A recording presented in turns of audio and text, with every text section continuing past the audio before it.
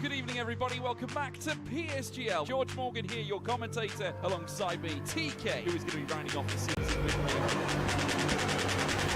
Down the inside, absolutely possible. This is for the win between these two.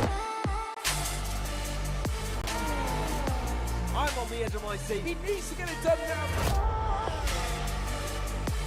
Blakey will dive to the inside. We'll go bust. We got our elbows out. Ronard takes the lead. Because here comes Alfie Butcher. Can't really complain with that one. It's not going to be easy. The pressure is on, of course. Yarda Watmere is your champion.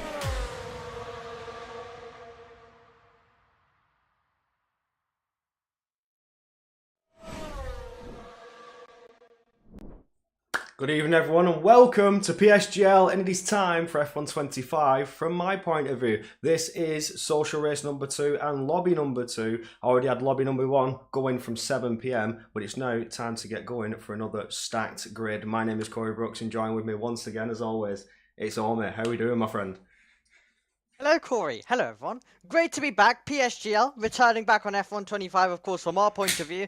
We did of course have a race in Spain that took place 1 week ago, but we're back for another set of social racing as well, and looking forward to seeing what we have today. A very, very interesting grid, and it should leave us with an interesting 29 lap race coming around Miami. But first of all, we've of course got to set the grid for it with an 18-minute qualifying session.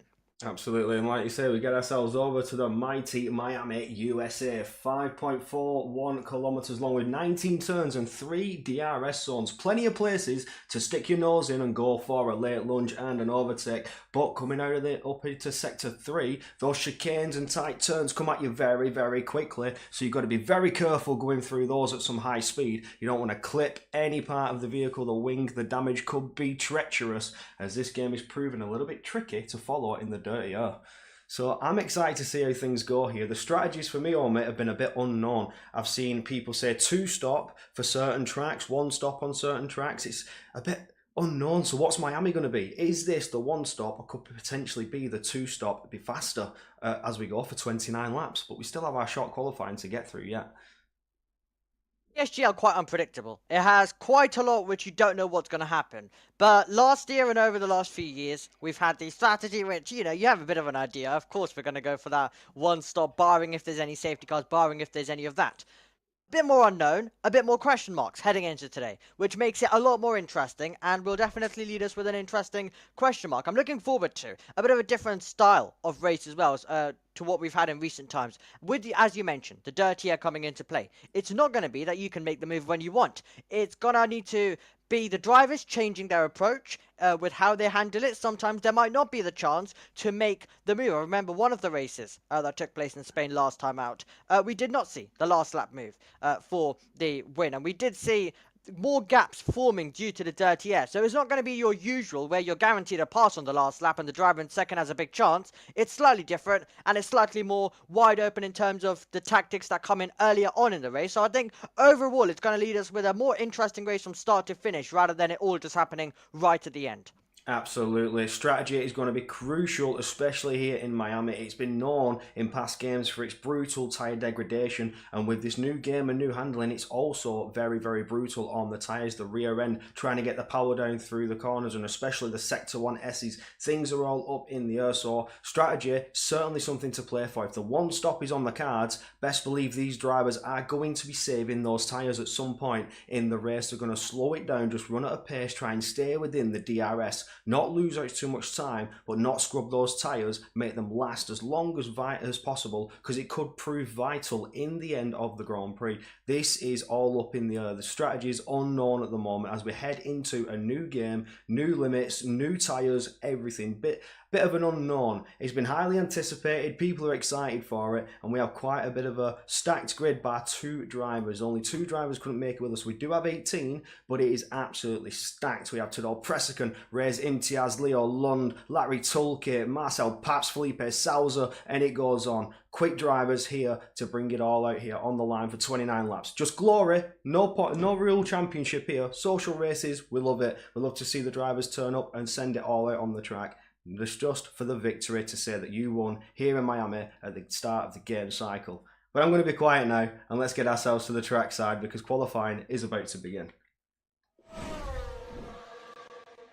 Going to be quite interesting as we're about to get cars heading out onto the circuit. It's going to be quite a lot of fun to see what we're going to have taking place around this Miami circuit, with the qualifying also being very, very interesting as well. We, of course, had the issues where we had to have ghosting and all of that stuff on last year due to the slipstreaming that was taking place. No more of that. We of course do not have a lobby restart, which is going to be great to see later on, and it means that it's going to make it quite interesting for us, which I cannot wait to see. So it's going to be very interesting as the cars make their way around this circuit at the moment. Yeah, I'm on board with the leader of this little bit of a pack going down into Sector 2. It's Jensen Royalson who's going to take us away with the first lap. You can see the names are still not covering fully. Some names you can read fully, but we should know some of these drivers. I know quite a lot of these drivers, seen them in recent races. So although you may not be able to read their full names, things are just looking a little bit spicy. Everybody's taken to the tarmac bar. A few drivers, only 4 still sit themselves there in the pits, so conserving the tyres, because of course we're not having that lobby restart. So do they save a set of softs? Is that in the strategy cards? Saving one set just in case of a late safety car. You can never count that out of your strategy. So 4 drivers still sat, well no, 3 drivers sat there waiting. Will we see drivers save a set of tyres? That'll be interesting, but all of those questions are about to be answered as the drivers make their way around the circuit on these different runs at the moment. And of course, we see them all navigate their way through the bank collapse at the moment at this stage of the session. So they'll be building themselves into this qualifying session, and then the pushing will come later on when it is more important and when we of course have the circuit at its best. Ooh. Jensen Royalson coming through to finish his Sector 1 out of Turn 8. Just a little bit of a snap and a slide, but he is going to get that first DRS on, well, a second DRS on, should we say, into Sector 2. He's flat to the floor, trying to get himself ready to slam those brakes on for Turn 11. This is where things can get a little bit spicy now as you come through into Sector 2. The back end of it, you get very, very close to the wall of Turn 12, and look how close he's getting on the entry and exit of 13 through 14 and 15 chicane, and fires it back around the left-hander of Turn 16, and we'll finish that Sector 2. Of course, you've seen the purple times on the track map, that just being the first driver on the grid, but he is pushing now, gets that rear wing open down the back stretch. He may need to slam on those anchors. Hopefully he doesn't lock up that rear end and get himself spinning around, but he does get on those brakes just before that 100-meter board, spins that car to the left, gets the rotation on the power in third gear, flat to the floor, trying to push on through, burn everything you've got left, cross the line. It's a 25.4 already. I think we should see the 24. There it is. The 24's coming very shortly as Alexander Demas puts a 24.8 up there. Immediately we get the lap times coming on the board and the drivers immediately attacking, which is great to see around this circuit. Of course, not as much on the line as we usually do see when it comes to proper racing, when it comes to our season. So it's great to have that different style of race taking place at the moment, which is really, really great to see as well. And I'm hoping that we're going to be able to get all of the action delivered, and the drivers can take a little bit of a sit back approach coming into this, which they're still going to be going for it, but that's a great approach that we don't usually get to see from these drivers who are always on the limit of what is possible. Absolutely. Currently on board with Larry Tulke as he's coming around the final few turns. What sort of pace can we see? Marcel Pabst is out. Is that a retirement? That's a crash. I think he's hit the wall. Looking at that into Sector 1, I think he has hit the wall as Larry Tulke sets that 25.1. We're not going to see the car, but that's Marcel Pabst out of it. I think he's just lost it coming into Turn 3 there, or getting close to Turn 3. Exit of Turn 2 as he tries to get the power on. He's just gone. I didn't see that, but he is out of it. Yep, he finds himself out of it and not being able to continue. It is something that we've missed, but we will wait and see for confirmation what that moment was for him. But disappointing, that's not the way that you want to be kicking off your first few races here on F1 25 here around PSGL as we continue the attack around this circuit. On board with Mathis van Erven as he's coming through the final few corners as well. What sort of pace will we see? He currently sits himself in the Haas, and he's just got burning the battery to go, everything he's got, pulling it all to the line. It is a new pole position time, 600ths of a second, just under. And, well, Alexander Damas, a little bit more you've got to pull out if you want to keep that pole position time. Everybody else getting back to the pits now after completing their first runs. That is the banker time set and done here in Miami. And I can't tell you how long's left because I have a caution sector 1. I've noticed this happened last week, and it's happened in a few races that I've commentated so far on this game. I've done a few little community races, and caution sector 1 seems to be a bug that I'm suffering with. Yeah, quite annoying, and definitely not what we want to see, and sometimes can be a little bit tricky to identify and work out how long is left in the session. But time will be ticking quickly, so the drivers cannot sit back and relax for the moment. They will continue to try. They will need to try and see what they've been able to do on run 1, and then try and improve that when it comes to run 2. And also the final run, if they do decide to use, decide to use the approach of 3 different runs here across this qualifying session, but most of them will definitely be out at the end of the session. That's when the circuit will be at its best, as we mentioned. Here comes Alexander Damas looking to try and find that little just over half a tenth he'll need to jump ahead of Mathis van Erben, who's just about to come back into the pit lane. So Alexander Damas on his out lap. Reyes Imtiaz, the second Aston Martin, will also come out, followed by a Mercedes and an Alpine, I believe. Yep. It is indeed.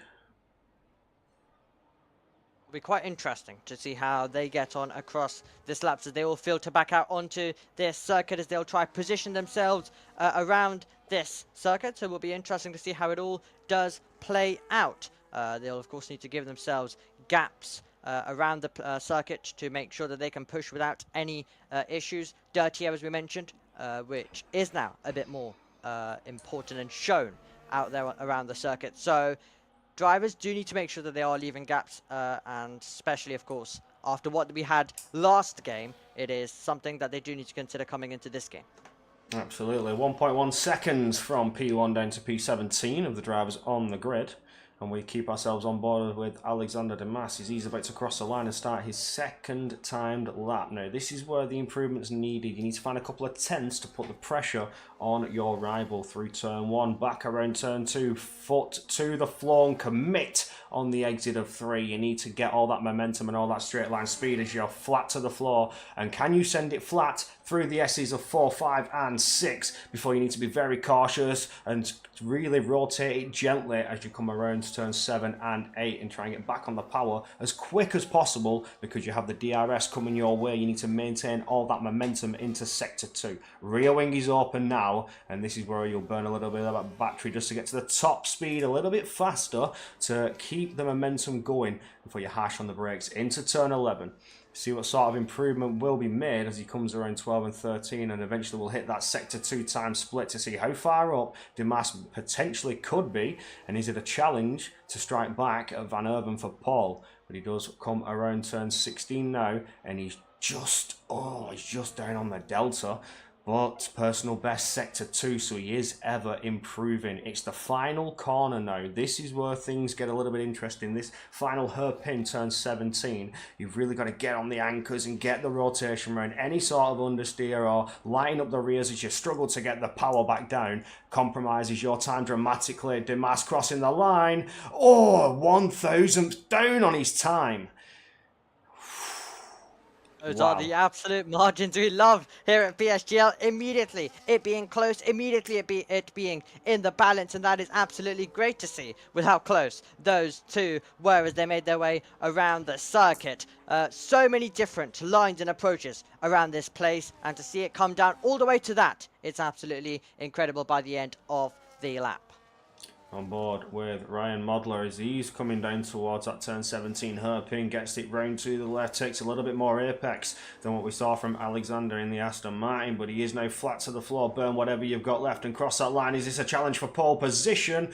Oh no, he did improve, but it's just not enough for the challenge for Paul. He was almost there. He was over half a tenth, so just not getting the power down potentially out of turn 17, losing a little bit of lap time, costing him a few hundredths that could have made the difference to jump ahead of Damas there. Yep, Absolutely. When it's so close, you always look back at the different approaches or the different ways that you can, that you did make your way through the circuit and where possibly the lap went away. And that will definitely be the question mark moving up and forward when we get to the end of the session where they all know how important it is. Oh, this could be to the press. He's not wing. Never mind. Hold on. Yeah. Is that a bug? Because he's up by quite a lot. He was up by quite a lot in the Sector 2 split. What's happened? Is this a visual bug? Do I have a visual bug that he has no front wing? Because he is going to the line, and he's going to cross the line, and it's Paul without a front wing. Excuse me.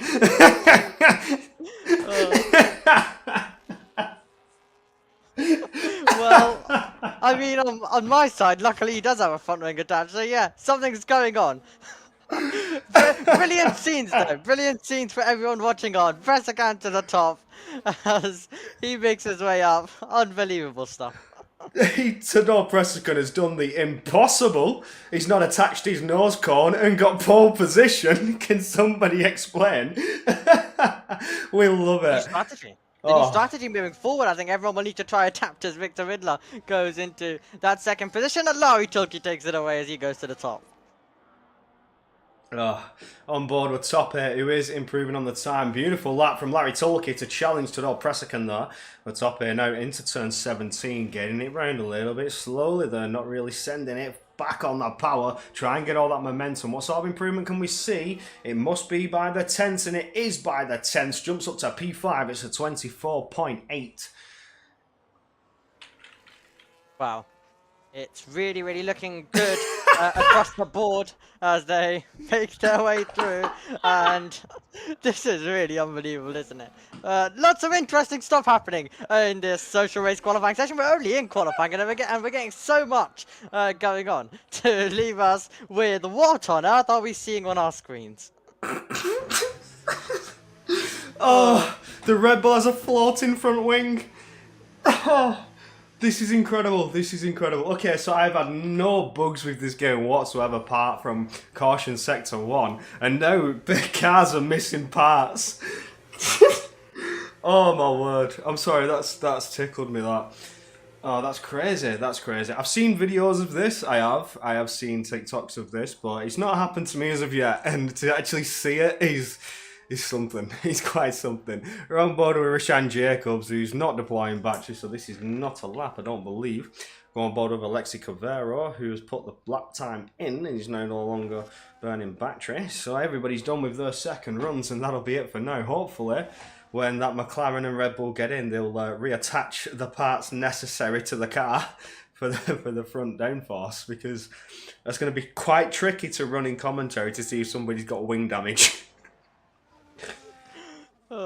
Yeah, if anyone's wondering why I'm not being able to react to exactly what Corey is, it's not happening on my side, so it's only happening on his side as well. So I'm having to watch back on the stream to see what magical bugs and stuff that are taking place with 4 minutes to go on the clock. But it's Tulke, Pressicon, and Victor Riddler are top 3 at the moment. Matthias Van Erven, who was the driver, on top earlier on in the session. You'll try and return there as Tope, the driver, currently in 5th. For Williams. So an interesting close qualifying session, and I'm looking forward to seeing what this ending is going to have.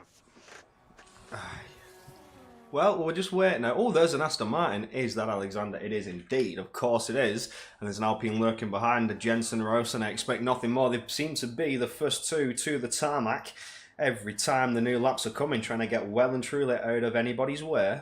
But Damas has left, and should I say, Jensen have left plenty of time. So hopefully they've got the fuel that if there's a mistake, an invalidation, or they just don't find the time in their first run, they can go one more time. But at what cost on degradation? That's the problem sometimes. You push for half a lap, really burn and scrub those front tyres, and then you invalidate and you've got to go again, and you just know that you can't hit that first sector the same as you would on the previous lap.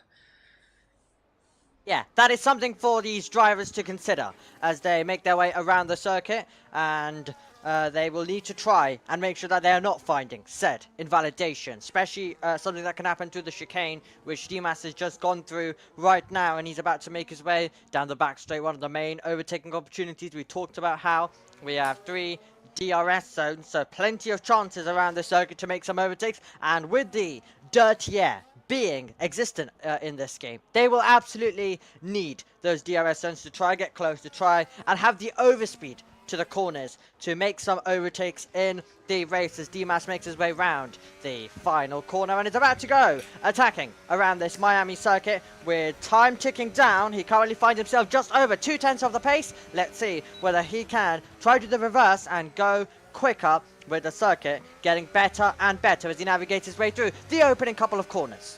Yeah, really sending it over the apexes there are 2 and 3 as he's now flat to the floor coming up to the S's of 4. Downshift, flat to the floor, back around to the right, back around to the left. Now back off and get off the power. Really watch where your entry and watch your speed as you come into turn 7 and 8. Now flat to the floor once again. Try and maintain all that momentum. Finish sector 1. He's improving by under half a tenth, just under 400th of a second. And we'll get that rear wing open and push through the traffic, which could cause problematic. If they're breaking that air up, he's not going to have the clean air. It's going to cost him in lap time potentially, but you see the cars moving out of the way desperately, trying to not cause any form of invalidation for the Aston. Oh, he's hit the wall! Oh! That's it, he's out! He's just turned in too early. We got that completely on board, and he's clipped it at the chicane, coming on the entry of 14. Dimas, he's done in qualifying, and we'll see no form of improvement coming his way. That is dejection for the driver that was in 6th and was looking to try and move forward. And those are mistakes that you usually would not see. But we're at this early part of the game where the drivers are still trying to extract absolutely everything. And that was a misjudgment, and a misjudgment that sees him fade out of this session. Of course, he still has the time recorded for 6th, and he'll still get to participate in the race, but he does not have a chance to better that, and he is vulnerable to the drivers improving behind, and one of them is called Ryan Modler as he makes his way through this first sector. He's all out of shape though, and he's about to cut the beam, and he is down. So that little slide that he had, that little tank slapper, not going to help the Ferrari man and his case to try and improve to the top 5. Yeah, we'll stay on board with Ryan Modler to see if he can do anything now as we get going into Sector 2 to pull back the time after that little slide. Really sends it around the left turn of 11. Now collected himself at 12. This is where things get tricky. You saw from Dimas, he got collected here, but Modler barely misses it by a skin of his teeth and does make it through these tight, treacherous turns in Sector 2. Barely down on the delta, but it's 11 thousandths he needs to gain back if he wants to see an improvement come on his time. It's the struggling out here to get that improvement coming. The track evolution is helping some drivers, but for others, they're still struggling. Big send into turn 17 for Ryan as he's now back on the power quick as possible to get all the momentum going. Burn the battery, whatever you've got left. Cross the line, what's the improvement? He does improve by just under half a tenth and gets P8, but the drivers behind are still charging to see if they can improve. We're on board with Rashan Jacobs now, who's barely up on the time by just under 200ths of a second as Victor Widler improves with a new pole position time. Now can Larry Tulke challenge it? He is ahead, but he's invalid. We'll go back to Rashan Jacobs to see if he can do anything about it, but top 8 is another driver that I wouldn't count out yet.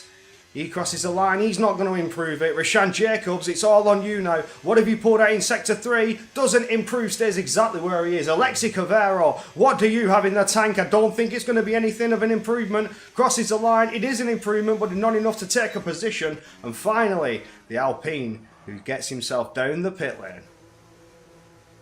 Extraordinary stuff in this qualifying session, and a qualifying session that sees Victor Vidla get the top spot, and he'll be leading the field away for the 29 laps around this Miami circuit. What a qualifying session, and it's a qualifying session that sees our top 4 separated by 75 thousandths of a second. Typical PSGL close qualifying sessions taking place in front of your eyes. Absolutely. There you can see on your screen Victor Wedler, the fastest man on the track by just over half a tenth, with very close for P2 there between Larry Tulke, Mathis Van Erven, and going down the Odyssey. There is no formal restart, so we're going to go straight into it from here. So you just get a quick little scan of who's what and where, because we're not really going to have so much time to go over the official results. everybody's just going to get ready, apply their setups. Parc Fermé's off, so they're probably going to change the setups a little bit. That's something to watch out for. They've been running qualifying setups, but Parc Fermé is off. No restart. We're going straight into it from here. Yep, absolutely. Gonna go straight into it. Full focus will be on to those 5 red lights when they do start coming our way. And Pressacam was reporting some screen freezes across those corners as well. And, well, we had Rishan Jacobs also having some audio cuts. So there has been some issues in that qualifying session. So some drivers not happy with what they had across that 18 minutes and look to try amend that and look to try change that to see what's going to be coming our way in this race as well, and a race that will get underway any second. Of course, we don't get a countdown like we used to all of those years ago in F1 22, so the lights will come on and we'll have to react to them going out and the field battling down to turn number 1 immediately. But it's going to be quite a lot of fun, Corey, in terms of seeing how this opening lap goes and how this race in its entirety goes as well. But yeah, some drivers with those screen freezes and audio cuts, all of those distractions not helpful at all, and they look to try and fight back with a bit of revenge in this race. Absolutely. The back end of the field have got some big calls to make. Is it about strategy, or are you just going to push it and send it all and make the positions? Marcel Pabst didn't get a single qualifying lap in. This is going to be a huge recovery drive from that driver to try and claw his way back through the field. Does he fancy himself as a pole sitter after he had that moment in Sector 1? You never know, but the lights are lit. We are 3, 4, 5 lights. The drivers are ready. The grid is hot and it is go, go, go for 29 laps here in Miami. It's a beautiful getaway from your front runners. Victor Whitlock under no pressure from behind. Larry Toolkit almost forced into a defence there from Mathis van Erven. 2 by 2 by 2 as they go down the field. Drivers trying to claw their way through as we get through into turn 3 now. Side by side, Ryan Modler, Alexander Demas. He's dropping positions down as Leo Lung gets into the mix and dives on through as well. This is getting interesting. Ryan Modler up into P8 defending his position well. Drivers trying to keep themselves side by side, and through goes Felipe Salza and Alexander Demas as well. He's struggling out on the start. We'll take a quick little look at the tyres to see what's going on here. Everybody on the medium compound. This could potentially be a 2-stop race. Do the drivers know about it? This is why we see the medium start. They're just trying to get going as quick as they can. Nobody extending their stint on the hards and going long. And that looks like it's a big dive. Ryan Modler going side by side with Leo London. There's a huge battle from behind. Everybody just trying to slip on through as people struggle with the temperatures, trying to heat up their tyres. Slight contact with cars behind. But all in all, nobody has picked up any damage and they're all still very, very close together. Battles galore behind, dominant to the front. 0.8 of a second, Victor Vidler got exactly the start that he would have wanted off the line, and it means he has a good advantage heading down to the braking zone. But closing in is Larry Tulki as they all try and debate some positions heading down into the final few corners around this circuit, and they stand on the power and bring it up to the gears, battling down towards turn number 1 as Victor Vidler 0.7 across the line, and he's ahead of Larry Tulki and Matthias van Erven as we see Imtiaz trying to make a dive bomb on top and wasn't able to get there. Oh, huge battling from behind. Drivers really getting their elbows out. Who's been better on the tyre warm-up on this first stint? As we see, Reyes Imtiaz does manage to make it through. Beautiful move there, diving to the inside before we get to the Miami S's, and does bridge himself a little bit of a gap from that Williams behind. That was really well timed. Will now set his sights on Nelson Alves ahead. That will be exactly the goal for him, as Leo Lund will fancy his chances as well. We mentioned everyone's on the medium compound of tyres. Lund's got DRS, so does Toppe. Lund goes to the outside line in the Red Bull machine, and that's contact! Toppe into the side there of the Aston Martin of Imtiaz. Leo Lund rejoins and trying to go through. Ryan Modler is going to get past them both, and he's going to move up to 7th position. Immediately, we are kicking off F1 25 with chaos. London Toppe making their way through. Modler saying thank you very much, and taking P7. That was beautiful. Modler just going around the outside, staying well and truly clear of all that. Really perfectly placed his car. And now the battle continues with a Red Bull and Aston behind. That's Dimas and Leo Lund really getting the elbows out. The Aston Martin once past that Red Bull after the little bit of contact that they came to blows. We're top 8 ahead. Matthias van Erven now takes the fastest lap of the Grand Prix as Felipe Salza tries to get a move in. He absolutely does. Some fantastic racing to start this one. And Leon finding himself ahead, and they're off the road. And this going to open the door. Felipe Sousa's going to get through. And that is going to be Alexander Dimas battling his way through with Leo Lund. Rishan Jacobs trying to get involved. And that was a moment of brinkmanship, which saw the Red Bull go off along with the Aston Martin. And now we're going to see late on the brakes, Cameron Dowds diving up the inside. Opportunistic stuff. And he gets ahead of Aleski Carrero, the F5 champion of last season. Cavero staying hot on the tails of Cameron Dowds, not letting him get away with that one too easily. They both have the DRS. He's just trying to get a little bit closer. Will we see a dive now to the inside? Anything from Cavero? Or is he going to let that one go and just manage the tyres a little bit more? We see Rishan Jacobs, Alexander Dimas are also giving it a little bit of a scrap. Dimas is tyre hooked with Rishan Jacobs. Oh, Dimas is hit the wall. That's damage. That's certainly going to be damage for the Aston Martin. He's really struggling out here. What is this setup related? Or are those tyres just absolutely cooking? So many question marks. It's been a dramatic start to proceedings as we see the battles go down once again towards the braking zone, and it's going to be a huge opportunity. Dimas just ahead of Cameron Dowds at the moment, as we were seeing the defensive shapes thrown round the final part of the lap. At the front of the field though, it is still 0.5 of a second. So Victor Vidler controlling this one brilliantly, doing exactly what he needs to after taking that brilliant pole position earlier on by 0.5 of a second. It was late. It was a great attack from Victor Vidler, and he's now trying to control proceedings at the start here in Miami, with Larry Tulke just sitting directly in behind. They're also just right now focusing on tyres and all of the strategies, just getting themselves embedded into the race. But if you are further back in the field, you're trying to make overtakes and you're trying to progress higher up to get yourself in contention later on. Absolutely. See, strategy is still to come into play. We are just running the starting stint here. The first little open... Oh, I shouldn't have took the cameras off there because Jensen Rawson was going to go for a move. I sort of thought that was coming early on, and I kept the camera on him. I thought, oh, he's not going to go for it, but he does manage to go for it. He slips on through. That's P14. Just a couple more cars to get through, and then he's maybe in the points. But that's a 1 second gap from Dimas to Rishan Jacobs. They will not have DRS as a defensive measure or an attacking aid. It's going to all down for Cameron Dowds to get past and try and regain that 1 second gap. I think Dimas is going to struggle with that damage. He's doing very, very well not to drop too much time, but I think Cameron Dowds is sizing up a bit of a move.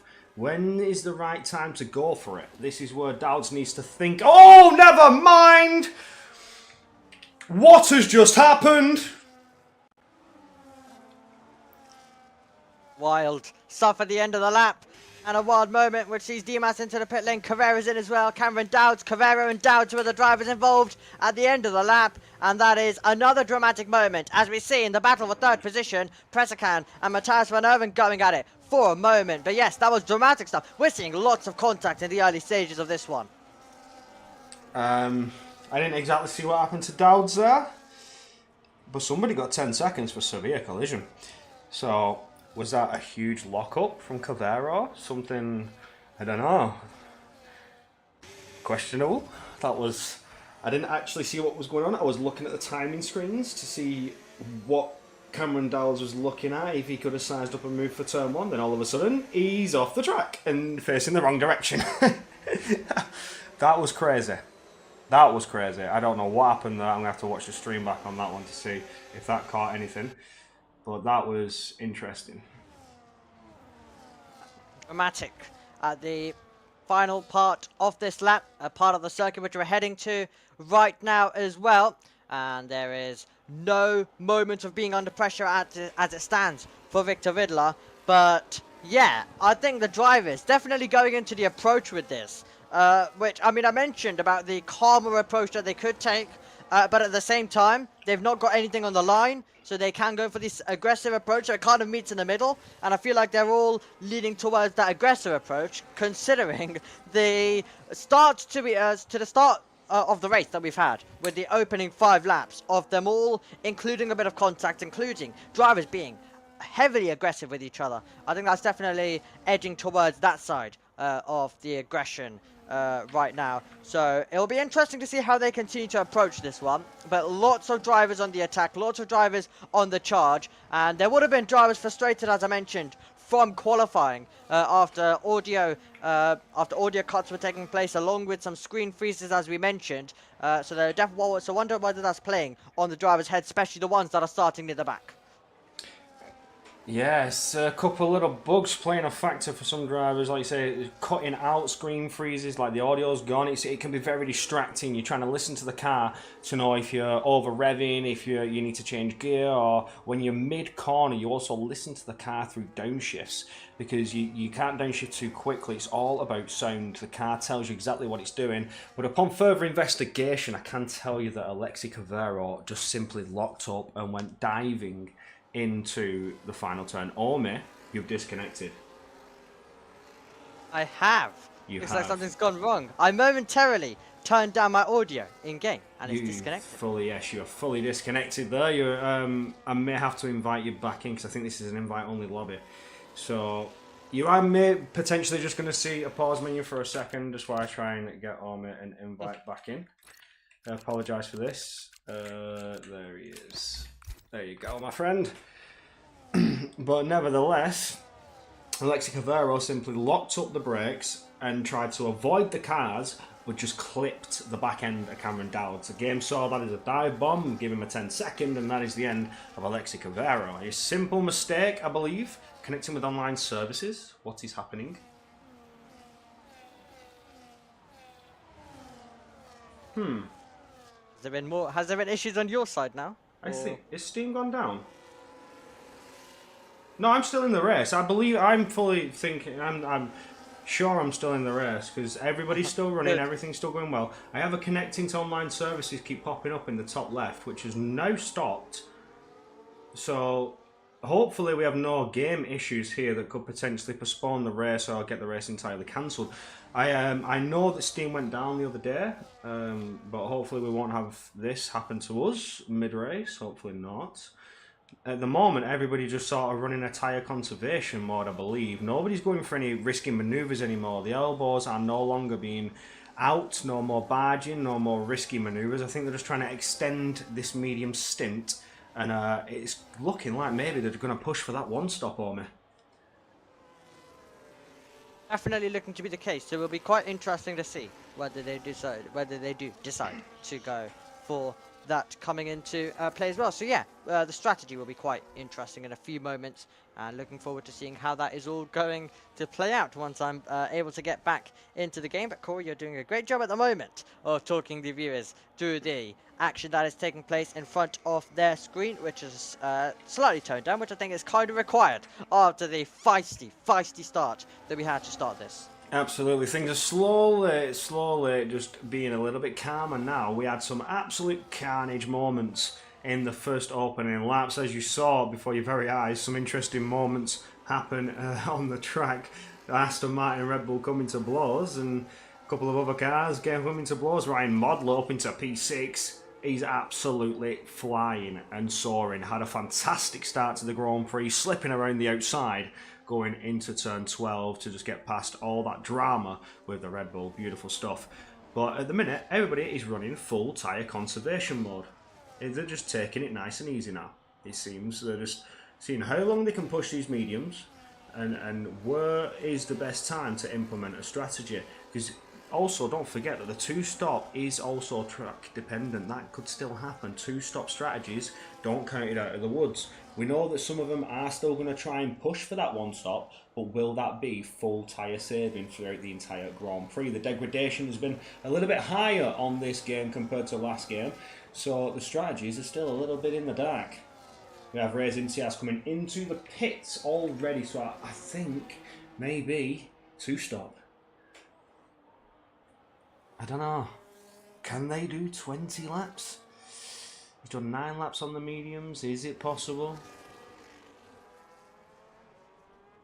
Oof, interesting stuff. Are you not back in yet? Can you not get back in? Do you need another invite? I am about to accept your invite and get back in. I was just quickly sorting out some other settings, because yes, as I mentioned, I was about to sort out some audio settings and then it decided to kick me out at the exact same time. So that was not a good idea to mess with that in the middle of the race, but I think if there is a time for it to momentarily have an issue, it is now in this little lull as we continue the battling though. Yeah, just looking on at Felipe Salza, as he did get through on top here, and top here with that wing damage, just trying to, well, I'd say damage limitation. Although he has the front wing damage, he is just trying to minute the risk factor to his race. I could potentially still see him swap that wing under his pit stop so that the delta time loss is not going to be too drastic. He's going to be a couple seconds behind, which he'll have to try and make back. But at the moment, I don't know, things are just slow and casually running. Well, I can't say slow because these drivers are rapido, a lot faster than me, but in terms of the race dynamic, we're just going a little bit slow now, a little slowed down. Yeah, as I mentioned, a bit of the lull period, a bit of the moment to calm down after what we saw at the start. Yeah, so I think that is exactly what is going on at the moment, but PSGL races usually come alive once we get through the pit stop phase. But this is exactly what we were referring to earlier on, with it being a bit of a different approach for the drivers and for the esports engineers and teams all assisting the drivers, as well as they adapt to this new game and all of the styling that comes with it, all of the different racecraft that is required, the adaptation that is needed as well. So all of that coming into play, I think it's a great time to experiment in this social race especially. So yeah, quite interesting to see as they make their way through, and I am back in, so that is perfect news. Oh, lovely stuff. So again, like normally we'd only have the one camera, but now we have the two, so we can get things going a little bit spicier and makes things a little bit more interesting. We can see more action on the screen in a way, or we can show out the good stuff, and I can show you it all on screen. Oh, this is a 3-wide moment for the front three. Whoa! Well, I would say the front three. It's P2 down to P4. Larry Tulke diving on through. He just went 3 wide coming out of the final turn. And Tador Presican and Mathis van Erven, 3rd and 4th. That was interesting.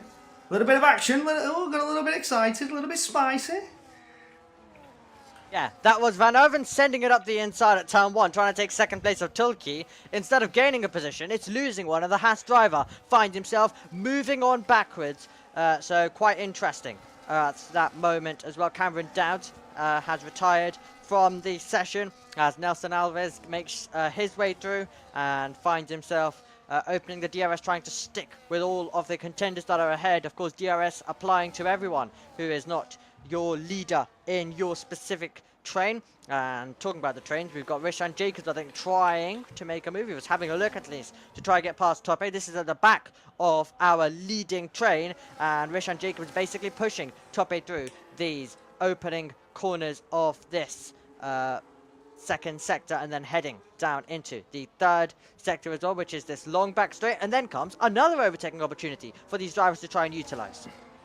Yeah, so for Rishan Jacobs, he needs to get past top 8 as soon as possible. It seems top 8 is really struggling now. That wing damage is just going to degrade that front right tyre ever more. Doesn't have all the downforce. He needs to scrub that tyre harder to keep it going at a quick pace. And now it seems to be dropping off the pace. Those mediums got nothing left to give, especially to manage that damage ever more. But through goes Rishan Jacobs, nice and easy, but now I keep my eyes on the time loss that could come for top here. We see 3 drivers take to the pits, Leo Lund, Jenson Rawsons and Marcel Paps. That's a double stack for the Red Bulls, and have they timed that perfectly? They have not. Marcel's going to lose time. Disappointing. Interesting Disappointing. Of course, hope to get that one to perfection when they do come into the pit lane. Sometimes, of course, if you're not also in conversation with your teammate on the other side of the garage, can mean and it can lead to drivers finding themselves with a bit of interesting strategy calls, with both of them pitting at once as Larry Tulke gets past Victor Vidal. That's at the front of the field, so that's a little switch that momentarily came in front of our eyes as well. And Victor Vidal now having to really go on the defensive side as he finds himself 8 tenths away from Larry Tulke. Oh wow, Larry Tulke's just absolutely left. He's absolutely projectiling that V-carb down this back straight. Victor Widler is struggling a little bit. Is he going to get overtaken by Tador Presican, as Presican does go to look for that inside line as we come powering down to turn 17? Who's going to be later on the brakes? And I think it will be Tador Presican who's going to pull that move off and does dive on through. So that's P2 secured. None of these drivers up to it is. It's Tador Presican, Victor Widler, Nelson Alves. They're all choosing to dive into the middle of the knot. It wasn't Nelson Alves. Oh, diving into the pits. Was that close from behind? And Irvin, first of all, making contact down to the braking zone of the penultimate corner, the last braking zone on this circuit as well. So he lost his front wing there momentarily, and then also slamming into the back when he arrived down into the pit lane entry. Kind of Alex Stern style, if anyone was watching the Formula 2 from the Spanish Grand Prix, into the back of Victor Martins. That type of incident. So that's two moments where Matthias van Erven found his front wing being lost. And he's of course repaired though, and he's lost time with doing that as well. Well, that's unfortunate there. We're on board with Tador Presican, who's come out ahead of Gianluca. So this is going to be where Tador Presican could potentially be your new race leader. He's had quite a jump and put a car between himself and his rival behind. It'll be very interesting to be able to tell as Tope now finds himself opening the DRS in a few moments. There we go. And then he's going to pull to the outside of Matthias van Erven and take that position at the only battle going on at the moment. Kick Sauber versus Ferrari. And it's going to be Ferrari with the inside line. Ferrari with the position. That's Ryan Modler, who is just ahead of Victor Widler, our race leader, our pole sitter for so long in this contest. Leo Lund given a 10-second time penalty for corner cutting, and he was also given a penalty for speeding into the pit lane a couple of moments ago. And we've got Modler trying to get past Gianluca down to the braking zone as Larry Tulke and Rishan Jacobs come into the pit lane, and that will be a move that Modler and also Victor Widler complete as they right now at the moment take 7th and 8th, but when the cars ahead pit, it will be slightly higher up in the field. Well, Larry Tulke and Rishan Jacobs are in the pits, so Rishan Jacobs passed Larry Tulke. This is going to be interesting. Where is he going to come out? Is he going to come out ahead of Ryan Modler? Yes, he is, and does get ahead, and there's a car between Victor Widler, Larry Tulke once again. So this is where things are going to get a little bit interesting. Them two were fighting it out for the race lead, and Larry Tulke has had the pit stop of dreams and has just got ahead of both. Yep, he's been able to clear the pair at the moment as this race continues. To see this transition stage at the moment, Reyes Imtiaz, our net race leader, Alves continuing on at the moment. Move for third position. Up the inside goes Presican, and that's a move that Presican completes as he gets past Alexander Dimas, who drops down to 4th at the moment. Larry Tulke, as we mentioned, he's just made a pit stop and slotted in perfectly on those hard compound of tyres directly in behind. So with these hards, we are seeing so many different tyre lives for the different drivers, which is making it quite interesting as well. And Tulke's about to get a run. So you're going to see lots of different pace levels coming from this group all the way down as Alves comes into the pit lane and Larry Tulke finds himself getting past Dimas down into the braking zone. Well, Larry Tulke's gaining some substantial time to catch up to Tador Presican. Nelson Alves, as we said, in the pits, gets passed by those net race leaders. So Tador Presican, Larry Tulke, Ryan Modler is in the mix. This is something that's interesting. He found himself in P6 after what a charge through the field. Didn't qualify too high, but he's right there and well within the fight for the race victory if he can just stay with those two. Tador Presican and Larry Tulke, they break that DRS. Modler starts losing time. It's going to be disastrous for him, but I could see him in here for the win. He's in contention. That strategy's been perfect. Yeah, so many different drivers in contention, but definitely some standouts. As we can see, Widler going for the move, and he'll try go and send it a long way round of Dimas. Won't even be a contest when we arrive down to the braking zone, so that'll be move complete. We've just had Nelson, who's of course made his pit stop, and he finds himself just getting ahead of the Alpine. So that's nice and tidy stuff from Nelson Alves as he makes his way over the chicane, and the rest of the field will also do so as well. Back down the straight we go, the overtaking straight, and the big opportunity that comes with it, and that's exactly what Leo Lund is presented with. Has got a couple of penalties to his name and has also got 6th place as we see Victor Vidler and Ryan Modler switching positions down to the braking zone. Oh, Ryan Modler needs to stay hot on the tail of Victor Widler if he wants to stay with those podium runners.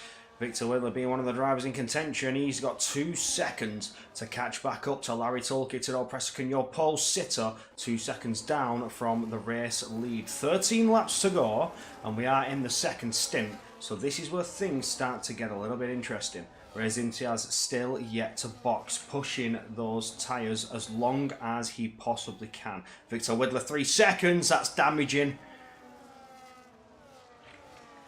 That's Not huge. what you want. Not what you want. It looked so promising from the qualifying lap at the end, which was really impressive, to the race start to control things, and then it's all slightly gone downwards once he lost the position. Now he finds himself with a penalty, and that's going to mean that unless the drivers amongst him get the same said penalty, he will find himself dropping down the order. With how close it is when we get to the business end of these races, you do not want to find yourself being in that position where it all could fade away due to a penalty, as well as Top 8 also does get that penalty as we're discussing about it. Felipe Souza is looking to size up a move.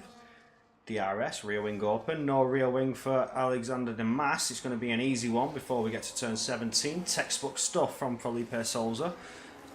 Now he needs to try and put the pressure on Nelson Alves ahead. He does have that 10-second pit lane penalty for speeding in naughty, but still running the race like it's not even there.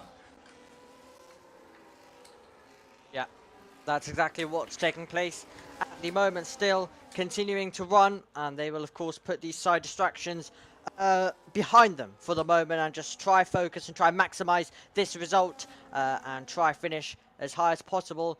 And deal with what they can at the moment. Of course, with all of these penalties and other factors that might be affecting them, they're going to just try and focus on the job that's currently right now that they have ahead of them, and then they'll worry about all of those other things later on, as we see. Tulki just right now in close proximity, and with this new dirty actually being existent for once, we are going to be seeing the drivers having to do a bit more effort if the driver behind does want to make an overtake. And remember, this is a circuit that has 3 DRS zones in total, 2 long straights, and then of course the DRS zone down the start-finish straight, we also have to remember, comes off the back of one of those long straights heading down to the final braking zone on this circuit.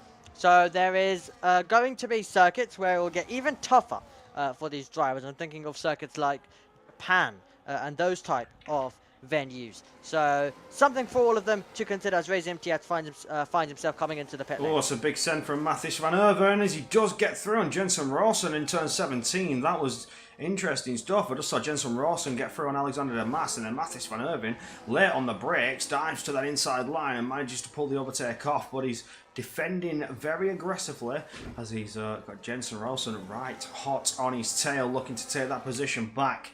Rishan Jacobs getting a little close to Leo Lund. Is he going to size up a move? Anything he can do to push on through? Top here. What's going on there? Is he being passed? Or is he getting into the mix with Alexander de Mas? He was. He does have that new front wing. So maybe now's the time for Top here to pull back some time that he lost after having that damage for the entire first stint. Yep. Damage would not have helped. And we'll see whether he can do anything with that now, as we're going to see Rishan Jacobs coming under a bit of pressure. Williams versus Ferrari, it's super tight between them at the moment, and Nelson Alves just having to sit in behind as he tries to go on the attack. And it's that second sector where he's waiting and waiting, and then finally getting to another straight finally getting to another overtaking opportunity. He's been sitting behind, he's been pushing the Ferrari through the corners. Now he's going to be deploying some of the battery, doesn't have much of it to deploy. Can it be something magical into the braking zone? He's definitely forced the defensive shape, which might open the door actually for the move to come around the outside. So Jacobs covering the inside line, it gives a bit of space and a bit of an opportunity for Nelson Alves, who's side by side as we come across the line, has to now go back to the wheel tracks. So he's trying his absolute best. An opportunity that was presented, an opportunity still going for it, an opportunity that is going to see him go around the outside for the moment until he has shown the curve, and Jacobs hangs on to the position and instead turns his attention to try and take P5 off Leo Lund.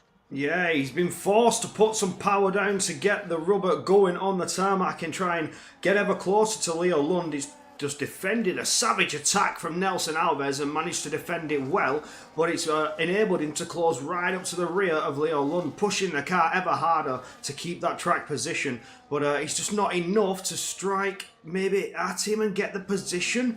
Leo Lund has got that DRS, he's able to reduce the drag, get the top speed and defend from Rishan Jacobs behind. But now Nelson Alves has to rethink his strategy after what he now knows. Rishan Jacobs, he's not going to give it up easy. Yep, he's not going to give it up easy indeed. Driver's getting super close to that inside wall as well, which is absolutely not what they want to be doing. It's a race that currently sees Pressakan ahead by 6.5 tenths of a second. That's your top two, who have a 2.3 second gap to Victor Vidler, coming under a bit of threat by Ryan Modler as well, who is getting very close and alongside basically even momentarily with his front wing to the Kicksauber driver, and he's got about 50% battery as he comes out of that final corner down towards turn one. So still a bit to play with and still a bit to attack with as well. So he'll hope to use that and use that strategically. All of the drivers, no matter what battery they have, they'll be trying to save some up to possibly even go on the attack when it comes to the final stages, because unlike the old game, DRS alone will not be enough. It won't give you enough overspeed. You'll need to use absolutely every single thing you can to your assistance to try and power past the driver down the straight. Yeah, absolutely. You need to use your resources well and also manage them efficiently so that they'll be able to use them as an attacking tool or a defensive measure. You also can use the DRS in the exact same way from charging cars behind. Reyes Imtiaz looks to the inside line. He may slip on through. As we mentioned, we're deploying the battery. Does get on through. Although both cars has the DRS, the flashing light from Jensen Rawson shows he did not have the ERS to deploy, whereas Reyes Imtiaz most certainly did. Yep, was able to strategically do that. It was important to be close for him, and he was close. And then he was also able to go on the push down the straight with his resources being used as you mentioned. And we're now going to see Imtiaz also move up to 10th. He's going to get past Tope down towards the braking zone, so he's going to charge. Nelson Alves has managed to slip his car in between Rishan Jacobs as Jacobs were trying to slip a move on Leo Lund ahead, but Nelson Alves sees the open door, says thank you very much and takes the position. That was a beautiful moment for that Williams. My word, absolutely sending it up the inside, and that was super tight, and they're still all glued together as the Ferrari tries to come back. Wouldn't have been happy with what he's just seen happening, but he'll try and regrip. Alves will try turn his attention to Lund as well. Alves and Lund along with Victor Vidler, drivers with penalties, talking about penalties. Tope has another one added to his name as well, but dramatic stuff to end that lap. Oh, wow, wow, wow. That was impressive. And Nelson Alves is now getting very, very close to Leo Lund. 2 tenths separating them. He's on a charge. That Williams, has he managed to save the tyres enough to now push throughout the Grand Prix and potentially challenge for a higher position? Podium may be on the cards if he can just get to Ryan Modler and challenge him with Victor Widler. Victor Widler still under 2 seconds away from the fight that he could have won the race. Your pole sitter struggling to claw back that DRS. Yep, he is struggling with that aspect at the moment. as we're about to see Nelson trying another move. It's bowled around the outside. It's a bit of contact between himself and the Red Bull. He's going to be shown very close to the wall, and he'll try to get the power down, but Jacobs is going to get past them both down the straight, and he found himself getting on the power as they were all running wide. And now we're going to see Matthias Van Erven. Big crash down the straight, and that is going to be Tope, Van Erven and Leo Lund finding themselves out, and that is a dramatic moment which has brought out the virtual safety car, and that was a moment which saw Leo Lund involved in the battle, and then the next moment finding himself in big contact. Leo Lund dropped his car. I think Mathis has smacked into him and Tope smacked into Mathis. Either way, 3 drivers out in one corner. That final turn coming to the start-finish line, and 3 drivers have said goodnight and they're out of here. All because Leo Lund just got a bit too trigger happy on the throttle, and little those rear tyres sent himself the opposite direction into the wall. That was crazy. No way did that just happen.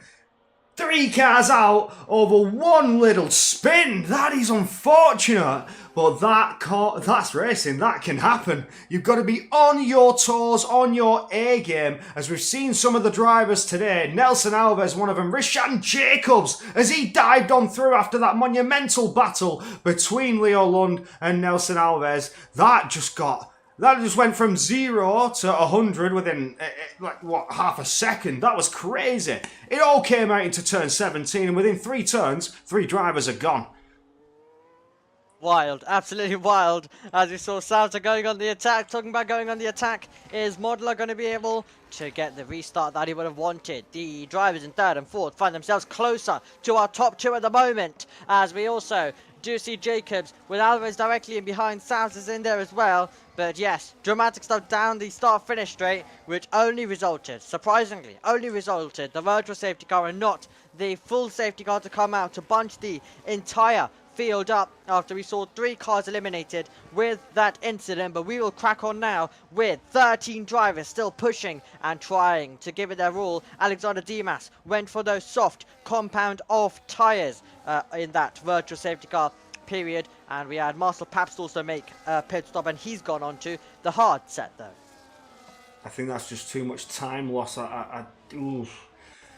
It cost track position for a chance at fastest lap. I wouldn't have done that personally, but it is what it is. Only under a virtual. I mean, the tyres could go the distance. It's part of your strategy, but is it worth the delta loss? Is it worth the time loss overall? I wouldn't have said so, but with the fresher tyres, 10 seconds to gain for Marcel Pabst, 6 laps to go. That's 2 seconds a lap. Can he pull it out? It'll be very interesting to be able to see as we come down the straight, and they all make their way through and continue to push on. It's been a very fascinating race, a race that has definitely had some dramatic moments and a bit of contact thrown in there as well. And now we are looking to try and get to the end of this race to see who's going to be the victor, because it's still in contention between Pretican, between Tulki. It's going to be quite a lot of fun to see who is going to be able to take it. And then don't count out Ryan Modler is also in there. Jacobs is in there as well. Do not count out the Ferraris. With Vidler, of course, finding himself with a penalty. That is going to cost him, along with Alves. And Saus is also in there as well, directly in behind. So he could get himself involved a little bit and will definitely jump up with the 2 drivers that have penalties ahead. So it's going to be still a very interesting finish as Alves picks up a 3-second. Absolutely. So Nelson Alves, who's been absolutely sending it, did have that pit lane penalty.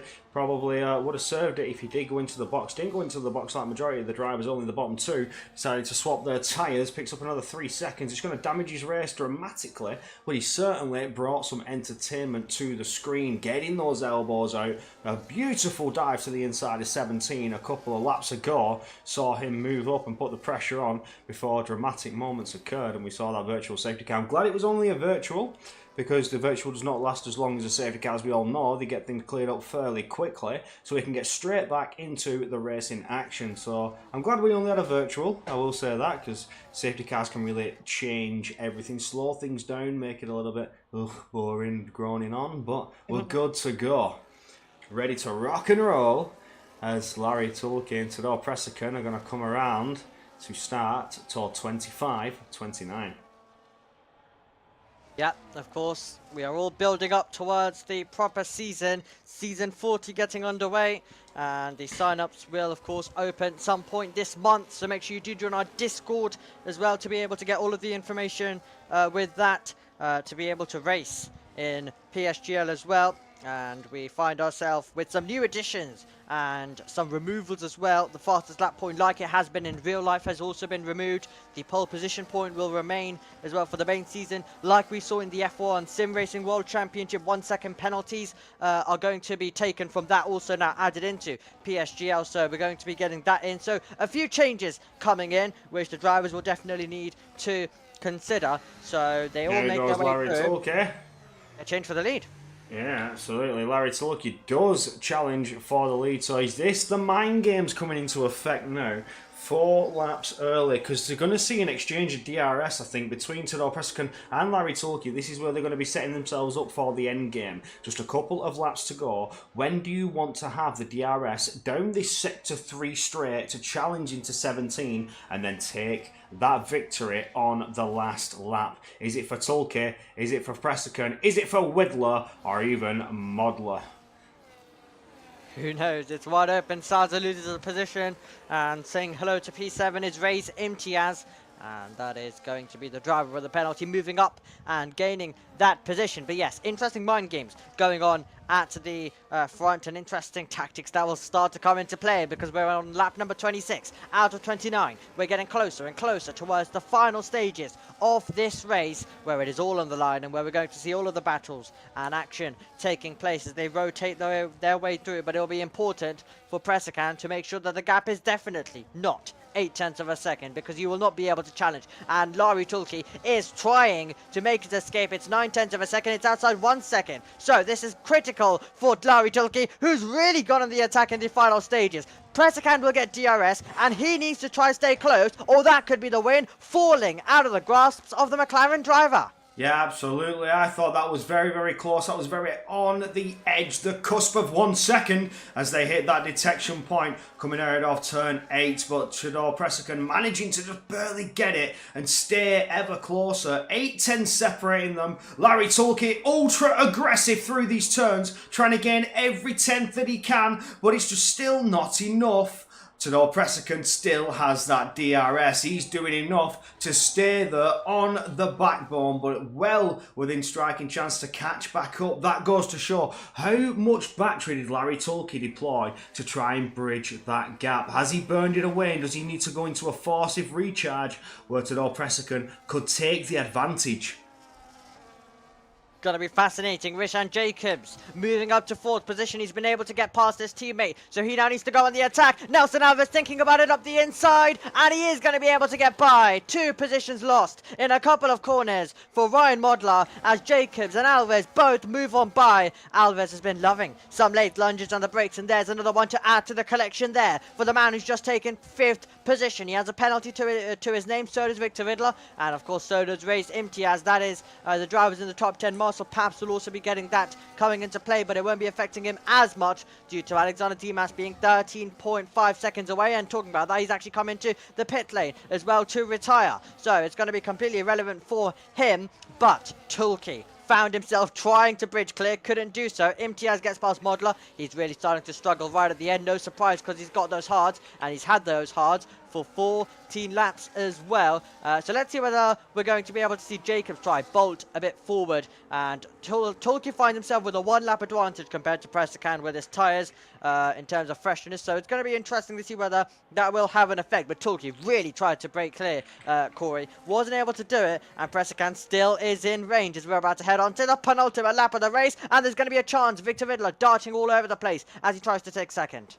Yeah, he's looking for it, trying to force a door to open, just didn't come yet. He does try to close himself back up and potentially could be a challenger down into this penultimate lap. Lap 28 has started. Larry Tulke back on the attack, back on the offensive, trying to bridge that gap once again. Half a second separating P1 and 2. And this is where we saw Larry Tulke gain the most time in the previous laps. He's almost up to 7/10. Will he be able to push on through here in this sector 1 to gain that second gap and put Tador Presicon under some disadvantage and pressure from Widler behind? It's 8/10. It's not enough Tudor Pressakan still within that DRS as they come over that detection point right about now. So he's trying to break away, he's trying to keep a safe distance, is Larry Tulke, but Pressakan is having none of it and staying well within striking distance, and look how close he's getting right about now.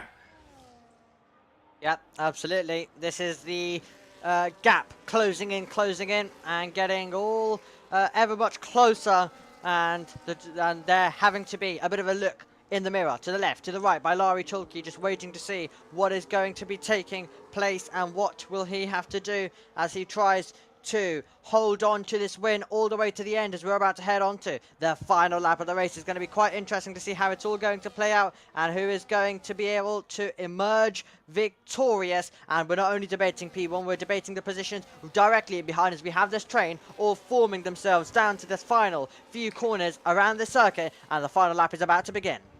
Absolutely. So now this is all for Larry Tulke to throw it all out. Can he do enough in a defensive measure to keep Tudor Pressakan away from that P1 victory? Rishan Jacobs will line up on that third position as Widler has that penalty looming above his head. Unless Rishan Jacobs in this final lap can do anything about it to claw back at these front two. Can he gain enough, get past Widler, get past Tudor Pressakan to do anything to challenge for the victory? I don't know if it'll come from Rishan Jacobs, but he has certainly been a highlight of the show tonight. One of the drivers we've kept our eyes on, and that was almost a 1 second gap from Larry Tulke. Has he done it? Is that rear wing going to open for Tudor Pressakan? I think he may have done it. I don't see the DRS. Victor Widler's chances now to close up on that McLaren ahead. That was dramatic, and Larry Tulke has kept himself in the safe zone and will potentially guarantee the race victory here. Extraordinary stuff, pushing on hard when he needs to. Larry Tulke displaying all of his talent to be able to get on with it exactly at the critical moment, and he's gonna get the gap to 1.5 seconds. He absolutely reserved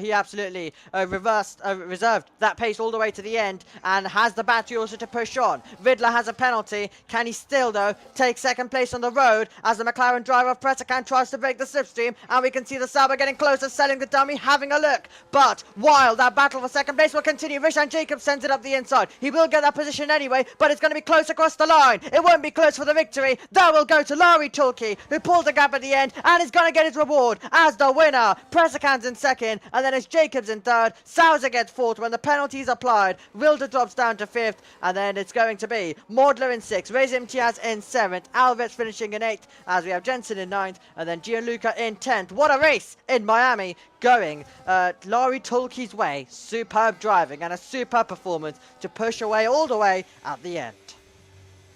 Well, that was fantastic, and I've got to say, Rishan Jacobs from out of nowhere into turn 17 seems to like that move, going late on the brakes and diving to that inside line. Took P3 on the track, did not need to rely on that penalty. So did take it on the track. Rishan Jacobs lines up third, but your race victor, Larry Tulke, that last lap bridging a 1.5 second gap clear, keeping himself safe from DRS attack. Wow, out of nowhere. Tudor Pressakan lines up P2, Rishan Jacobs third, Felipe Salza, Victor Widler, Ryan Modler, Rez Imtiaz, Jensen Rolson, Gianluca, and Wojciech Steg doing your top 10.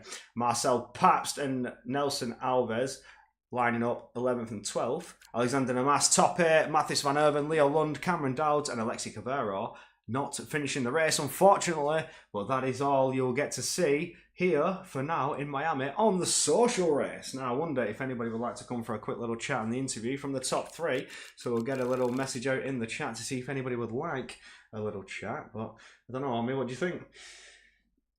I mean, it would be nice if someone wants to come and speak to us about everything that was going on in that race. A very exciting race. A race which had definitely a lot going on from each driver's perspective, you can imagine. So, yeah, any sort of insight that we are able to receive from our drivers at the front of the field will definitely be quite interesting indeed, because we mention this all the time, but a lot goes on for drivers that we have absolutely no idea about. So it's always great to be able to hear what they have to tell us and what insight they can bring to the table as well, in terms of what they were managing and what they were dealing with in that race. Absolutely. That just goes to show you that again, Miami is a one-stop, and you can start on mediums. I thought that with the way the mediums were on the opening laps, a heavy car, but a bit harsh on the brakes. They try and get the tyres warmed up. It's a little bit interesting on strategy, but the strategies were fun though. Only got one safety car, the virtual itself. And yeah, that was a nice showing to say the least. We do have Rashan Jacobs who will join us, as well as Larry Tulke will be joining us. But we'll get on to P3. Rashan Jacobs, last minute sending to turn 17 to secure that P3 position. What a move to get yourself onto the podium, although you had it from the time penalty. Was you always planning to take it into that last turn? How were things going for you in the race? Because you were certainly pulling off some brave moves. Yeah, to be honest, it was just a case of what could have been. To be honest, I had a lot of pace left over, but we kind of messed up the setup a bit for quali, and I think it showed it quite a bit. That both me and Nelson were very far down the order, but yeah, obviously it wasn't help. I got a 5th place from the game as well, which obviously not helpful, but it's a social race, right? I'm not gonna sweat it too much. But yeah, just managed to claw my way back from there. Made some good, pretty nice moves, including one into the last corner, which was a bit by accident, but I mean, made it stick. But yeah, I was quite happy with it in the end. No, you did. You managed to get yourself up to the podium, and yeah, that move in the final turn, beautiful stuff, mate. Lovely to see it all out on the line on the last lap, and you managed to pull it out in the end, take it on the track. It was a lovely running from yourself. Congratulations on the podium, and yeah, again, lovely stuff. The only thing I will ask, how's the tyre degradation? Are you into the tyre saving mode? Is that what a lot of the drivers were doing, just taking it a bit easy? I think so, yeah. It's just, yeah, it was very different races for everyone out there, I think, because everyone just obviously has different levels of tire deg and stuff. A lot of people went very early on the first stint, which I was kind of shocked about, but yeah, I think it worked out perfectly fine in the end for us. Ah, lovely stuff. Omi, if you got anything to add, take it away, my friend. Yeah, I'd love to ask in terms of you mentioned in the Discord chat about that there was some audio cuts happening in the qualifying session. Could you explain us a little bit about what was going on during that moment, and did it continue into the race? Yeah, it did continue into the race, but it's just less distracting because you're kind of more focused on what's happening around you and not only on yourself. But yeah, I mean, all the audio cuts were super annoying, and then obviously on my last lap, I also had a Red Bull that crashed into last corner of sector 2, heading onto the straight. Well, I lost a lot of time because of that, and yeah, certainly cost a better race as well. Yeah, overall, just sorry, what could have been? It could have been a lot better than this, but I'm still not too displeased to start off the game with 2 podiums on the bounce.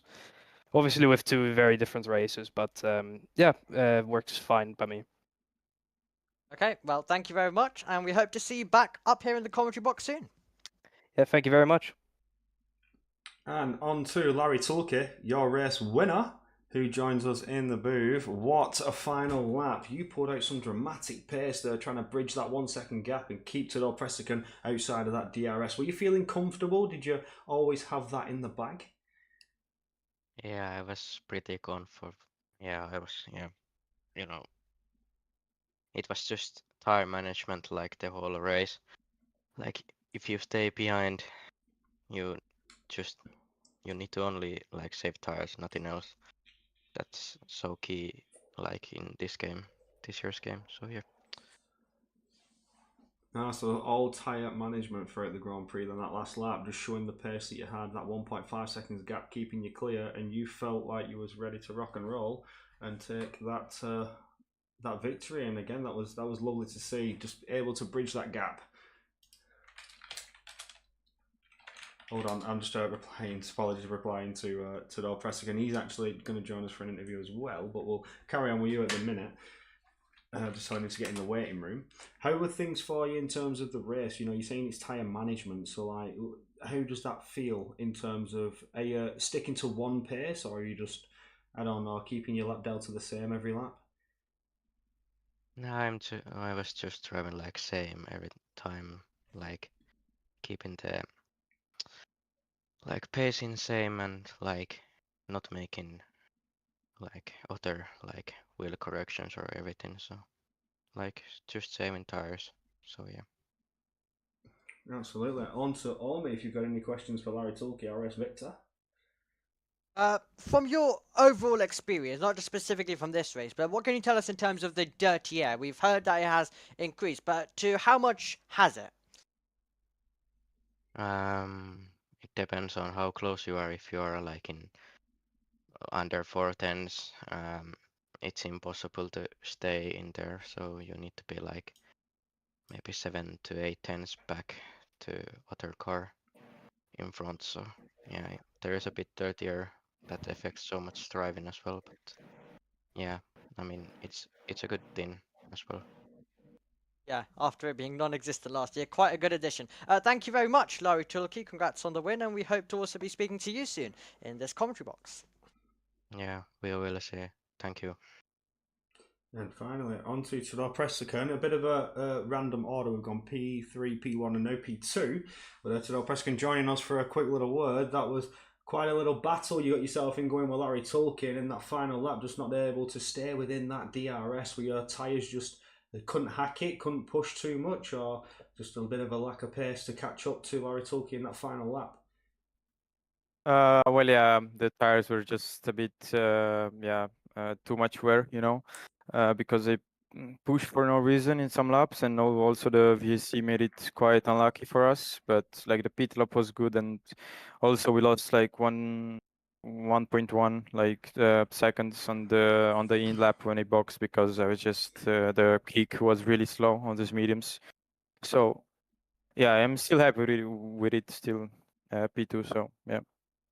No, it was a good finish from yourself in terms of, I keep asking the drivers in the tyres phases because still trying to get a grip of how the things are working. The tyre degradation is a massive factor in this game. We hear from some of the drivers. Were you in more of a tyre conservation mode, or were you just like able to, like you say, you were pushing on some laps which burnt them out? But in that first stint, were you just really trying to push as long as possible, or just try and keep the tyres going for as long as possible?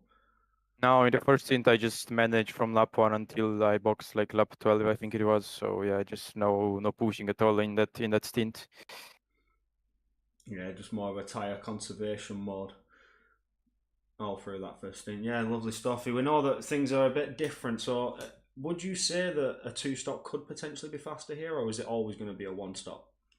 I think on this track, surely not, but maybe on some other tracks it can work. But I just I have no data for it or anything to just say 100% surely. But maybe it can work, but not on this track, I think. Oh, well, that's some lovely insight. Maybe something could test later down the line when the season starts, season 40 up and coming. But for now, P2, still a good result in a social race, and you did try and fight on with Larry Tulke, but ultimately, P2, good enough, or do you still want that victory? Yeah, thank you. Right, on to Army. Anything from you, my friend? Yeah, quickly, I'm going to ask a similar question to what I asked to Jacobs in terms of what were you experiencing qualifying with with a bit of the audio cuts and also screen freezes? How bad was it on your side? Yeah, mate, it's been awful. I never had it in practice, and I was like really off the pace in this like actual quali because it's just basically screen freeze and audio cuts every I don't know, every 2 corners, and I got it in the chicane in sector 2, and it was awful to experience that. But yeah, just had to manage it, I guess. Managed it quite well. Thank you very much, and we hope to be speaking to you soon as well. Yep, thank you. Oh, that is all. We are done and dusted for another social race here in PSGL. Get yourselves ready for more to come before we get lock and loaded for season 40. Thank you for joining me, Omi. It's been a pleasure as always. Well, yeah, I'm happy to call this one a night, and we shall see you in the next one.